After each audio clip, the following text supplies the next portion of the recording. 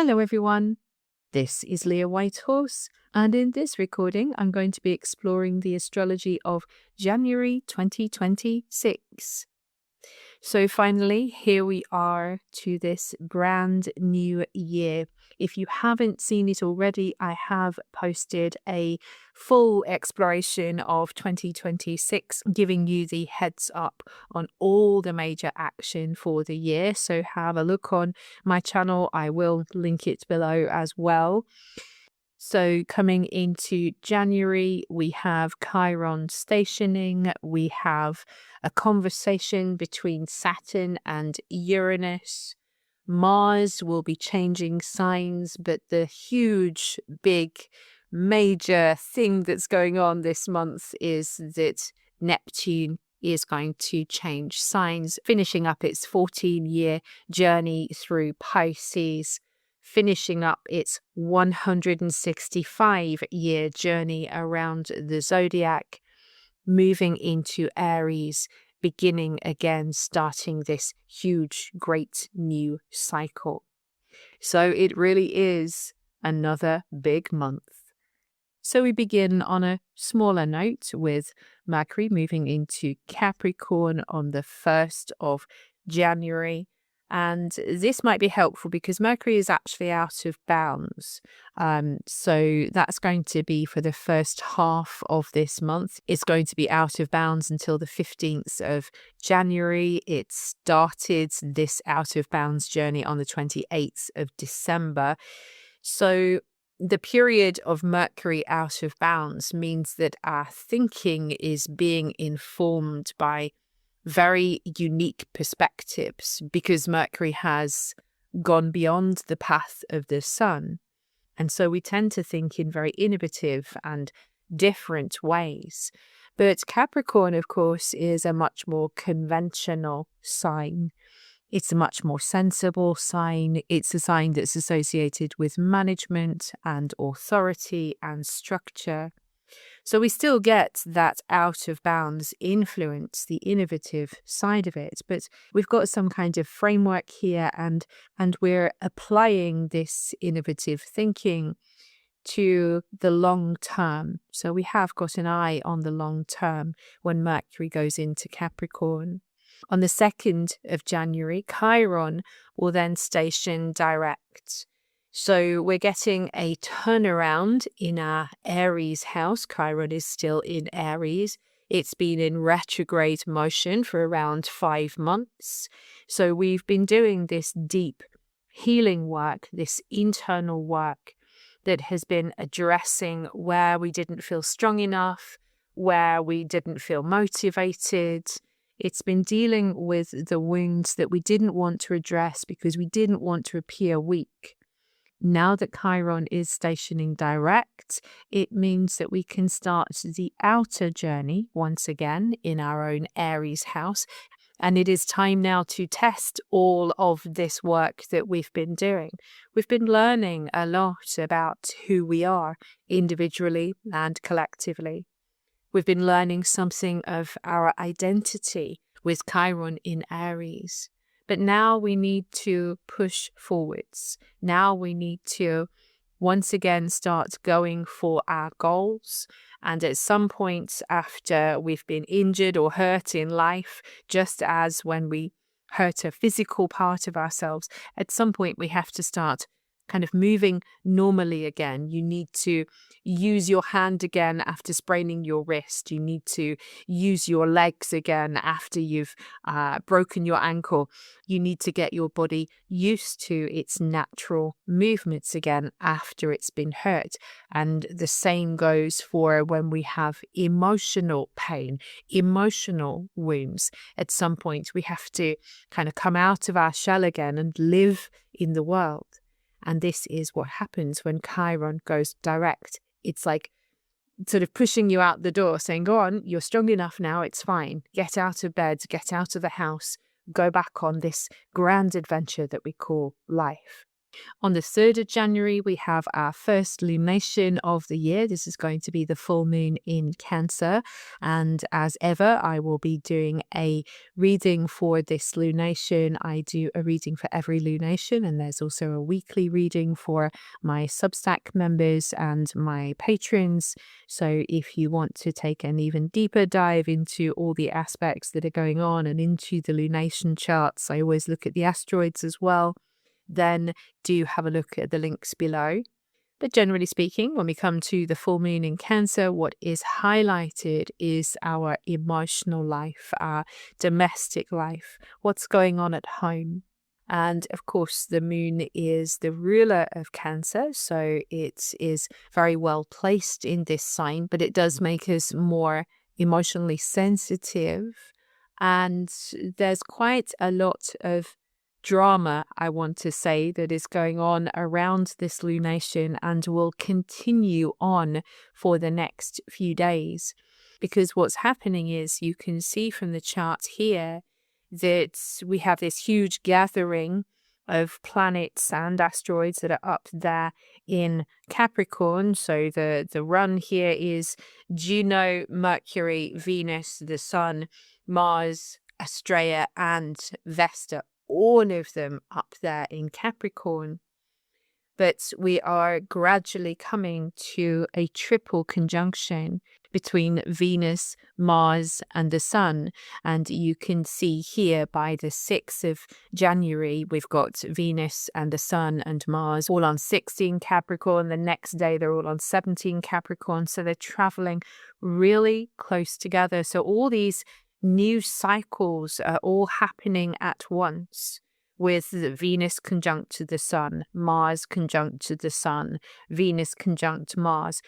All of these conjunctions, all of these meetings between these points starts a new cycle. So there's lots of new cycles beginning in Capricorn, which is associated with accomplishment and career and things that last for the long term. It's a very responsible sign. So there are lots of new beginnings happening here. But the challenge is that it's also opposing Jupiter. So the full moon in Cancer brings this story into play. And then it continues on for several days, because we have Venus conjunct Mars on the 8th of January, the Sun conjunct Mars the 9th of January, Venus opposite Jupiter also the 9th of January, Sun opposite Jupiter 10th of January, also Mars opposite Jupiter on the 10th of January. So this huge run of connections happens all in a very short space of time. And so simply speaking, it's a triple conjunction of the Sun, Venus, and Mars opposite to Jupiter. And that is a challenge, because what we have here is magnification. Magnification of our feelings, because Jupiter is in Cancer. And so we want to be comfortable. We want to enjoy our home life or our homeland. But there is something going on. There is some kind of beginnings happening, seeds of ideas happening in the outer world that maybe is making us feel angry or reactive. This is particularly with Mars opposite to Jupiter, because we can feel enraged, especially if we feel threatened in any way, whether that's a literal threat or whether it's just a perceived threat. There are things happening out there that seem to be destabilizing what's going on in here, in our own lives or in our own land. And all of it is square to Chiron as well, and Aries. So we've got some uncomfortable truths going on with Aries and disruption, discord, Chiron. Things are broken or things are painful. We're also trying to heal things and to continue with pushing onwards and outwards with our projects and our goals in life. But something is inflamed here. So the best thing we can always do, particularly with the Capricorn influence, is to slow down, think before reacting, make sure that we are aware of our own personal responsibilities, make sure we are aware of the boundaries, the rules, maybe consult with authorities if we need to. Mercury in Capricorn also is good for that, so that we don't end up making a mountain out of a molehill, because sometimes that can happen with Jupiter in an opposition to all of these planets and points. Because Mars is also going to come up to square Chiron. That's on the 13th of January. So even that suggests that if we overreact, then that's when we can get hurt. That's when we can, break a very fragile bridge that is trying to kind of connect people together. And this is Chiron. Chiron is like a bridge between peoples, between places, between ideas. But if we push too hard, then the bridge might be broken. Interestingly, Vesta, a couple of days before that square becomes exact, Vesta will go into Aquarius. So Vesta is the priestess. Where Vesta moves, she says, this is sacred. So going into Aquarius, she is reminding us that our friendships, our wider community, our connections, our teams, our groups, these are sacred. So it's really important not to do the Mars square to Chiron and burn the bridges or, kick the bridges down. We want to keep those bridges. We want to keep those connections between peoples, because Vesta in Aquarius is saying this is important. Devote time and energy to your connections, to your friendships, to the people that are important to you. And Venus also will enter Aquarius. This is going to be on the 17th of January, so around a week later. And that also shows us that love is found within our friends, joy, happiness, contentment. These are words we can associate with Venus. Venus is always looking for harmony. So trying to create harmony in the groups that we're connected with, trying to bring harmony to our cities, to our towns, to bring love, to bring kindness. This is very Venus. But in Aquarius, she is a little bit more detached. When it comes to relationships, she does tend to be a bit more autonomous. She kind of likes her own space. And this is important in our relationships whilst Venus is in Aquarius, to give each other space to just live and be and have our own individual experiences. These are important for our relationships to thrive. And then on the 18th of January, we will have a new moon in Capricorn. So this is the beginning of the lunar cycle once again. And Capricorn themes, well, we've already been talking a little about this. Accomplishment, work, career, responsibilities, building. The structures that we have in our lives to keep life stable, to give us a foundation. So the new moon, wherever it's happening in our own charts, is giving us an opportunity to almost like put a foundation stone in place. So there's a new beginning, a practical new start. Maybe a plan is required here so we can put things in place for our long-term plans. And you'll see that there is also Astrea very close to this lunation, exactly the same degree.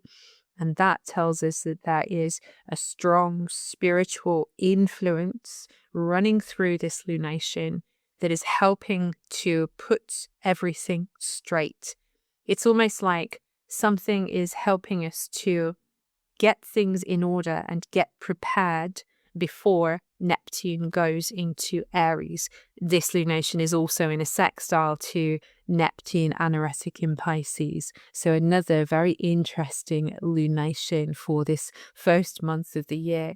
The Sun will then join Vesta and Venus in Aquarius, so it takes us into Aquarius season, highlighting friends, groups, teams, people together, politics, technology, and also the concept of what do we need to feel free and what is freedom to you, because the Sun is a symbol for ourselves. It's personal. And so all of us have a personal definition of what freedom is, as well as the usual definition that it means being able to go out and do the things that you want to do whenever you want to do them within reason, as long as it's not going to hurt anyone else.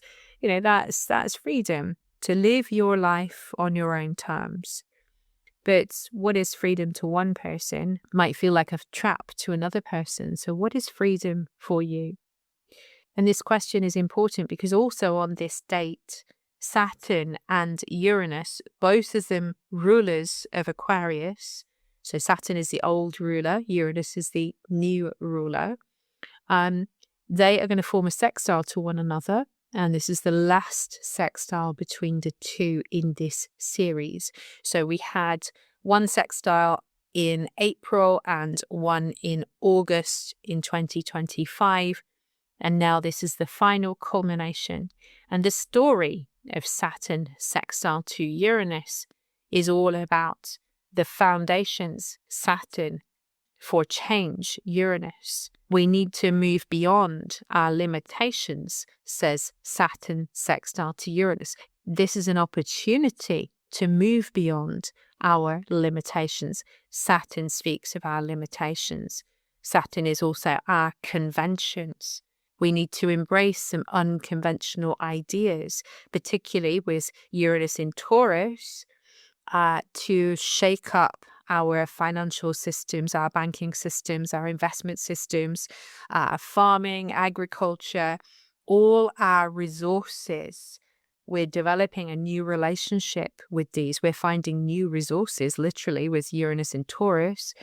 But we're also shaking up the entire system because things have got stuck and we're not growing anymore. There are collective demons in play with Saturn and Pisces.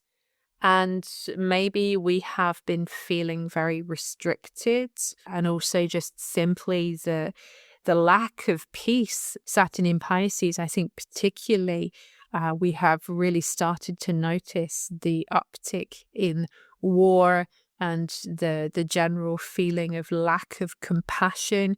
Obviously, there's a lot of wonderful human beings in the world and a lot of amazing projects that are happening and incredible initiatives that are filled with compassion and kindness and goodness to all.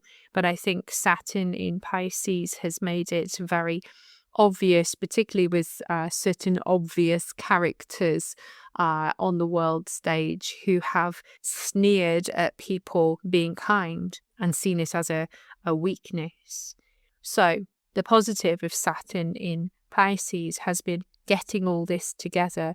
Better management of our imagination can help us to free up our resources, Uranus in Taurus, and also shift our values as a community. Mars will also be activating all this pattern, so that's also on the 20th of January. So basically, as Saturn and Uranus form this sextile to one another, Mars up there in Capricorn will trine Uranus, sextile Saturn. So we get a lot of activation happening around this time, and these are very positive aspects that are in play here. So hopefully this will go some way to calm some of the stormy energies that were earlier in the month when Mars was opposing Jupiter. Mercury will also enter Aquarius on the 20th of January, and Mercury going into Aquarius is also emphasizing those Aquarian themes. Now we are communicating them, we are thinking about them with Mercury. The mind becomes more open to innovation and change and progress. So something is occurring here that is telling us that it is time now to embrace these new vibrations, these new energies that are coming through at a really physical level. So we've got almost like a change of consciousness coming through here. On the 23rd of January, just a few days later, Mars will join everybody in Aquarius. So by this point, you can see it on the chart here.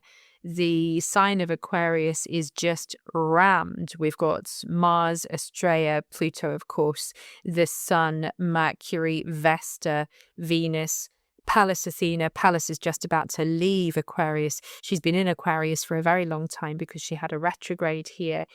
But still, this is an enormous amount of energy, a huge buildup of all the planets apart from Pallas. They're all in a conjunction with one another. So certainly have a look at your own charts.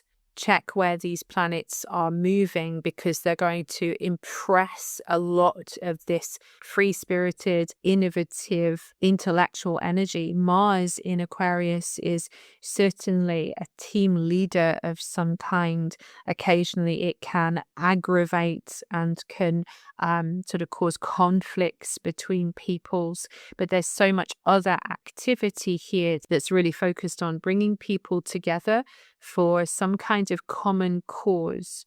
And in our own lives, in our own charts, this huge amount of Aquarius energy is going to naturally fire up our own Aquarius house. So we can imagine that that part of life represented by that house is going to be busy around this time. Mars alone would suggest that, but with all this other emphasis, yes, expect your Aquarius house to be kind of front and center around this time.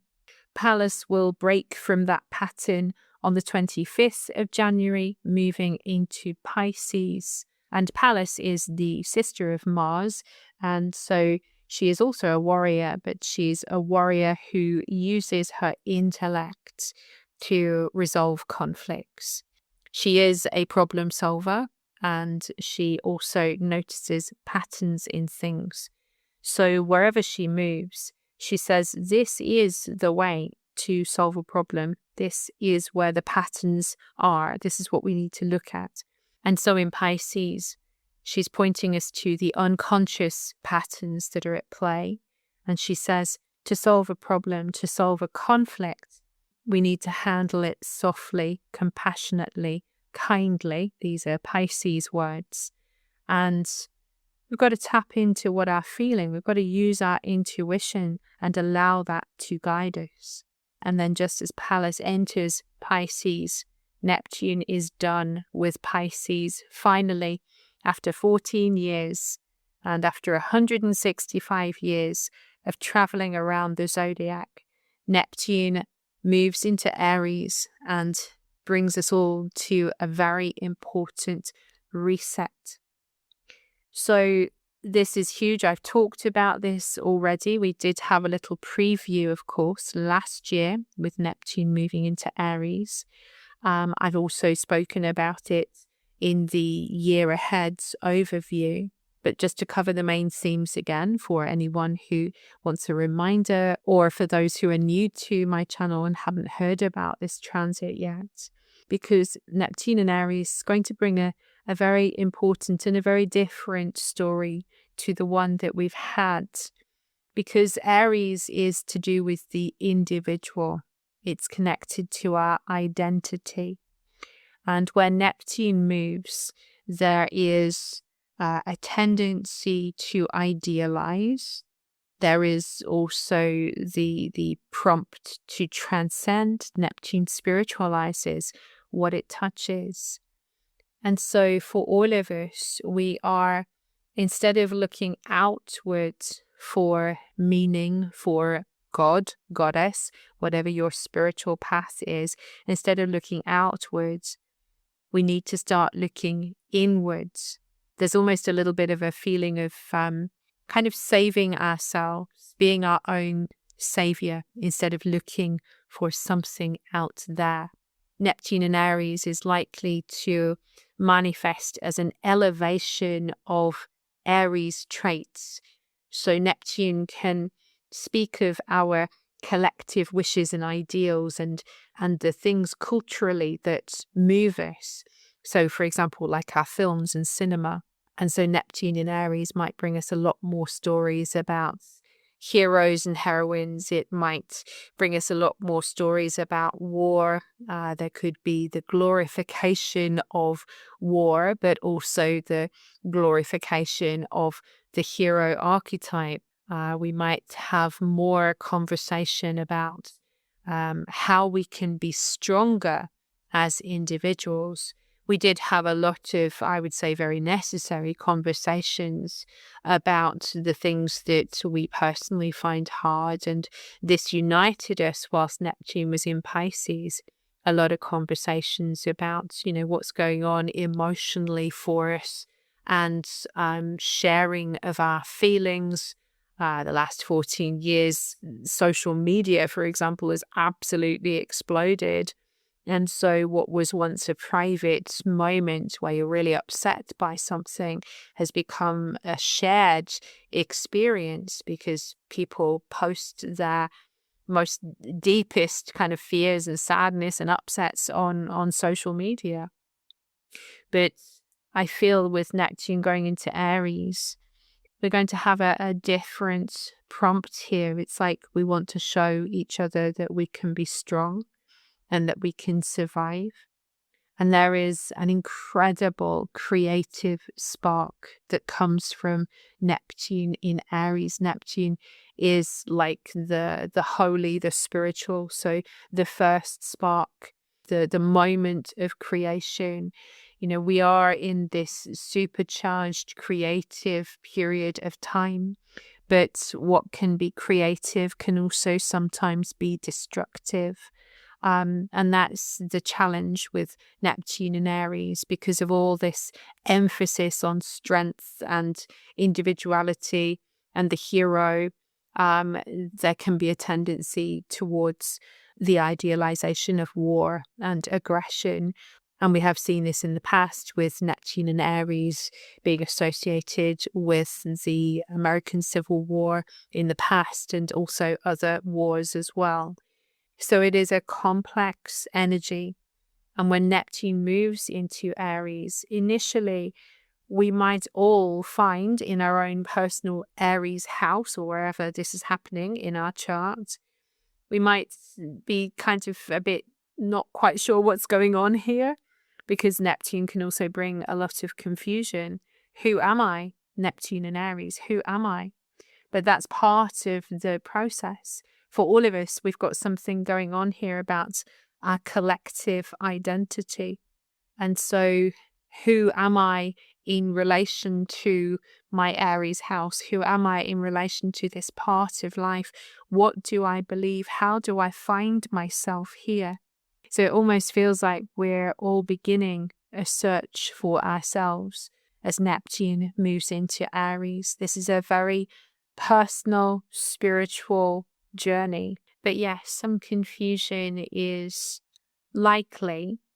And I think it's a little bit like looking at ourselves in a pool of water where the image is rippling and we can't really see our reflection anymore. And I think this is the result of Neptune in Pisces, because whilst Neptune was in Pisces, a lot of people were almost like looking at the reflections of others and mistaking their own reflection, seeing themselves in others, and yet all the reflections were distorted. There's been so much distortion whilst Neptune was in Pisces. And I think as it comes into Aries, we become much more aware of the distortion and the lies and the fakery and all the other stuff that Neptune in Pisces brought us. And we see how it's potentially weakened us, because Neptune can sometimes have a weakening effect as well. But in recognizing what's weakened us, what's divided us, what's erased us, what's distorted us, we start to see through the fog. Finally, we are starting to see through the fog. So don't be worried if you start to feel a bit confused by this very powerful shift. It's natural, it's normal, and it's going to open a way to a much more spiritual relationship with ourselves. We are now each of us beginning our own hero's journey.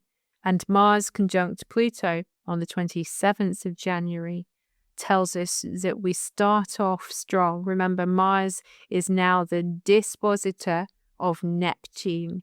In other words, Neptune has to look to Mars for guidance. because Mars rules Aries. And Mars conjoining Pluto is saying we're ready now for a big, big transformation. The transformation that is happening in the collective, in our groups, in humanity, Aquarius, is going to affect how we see ourselves.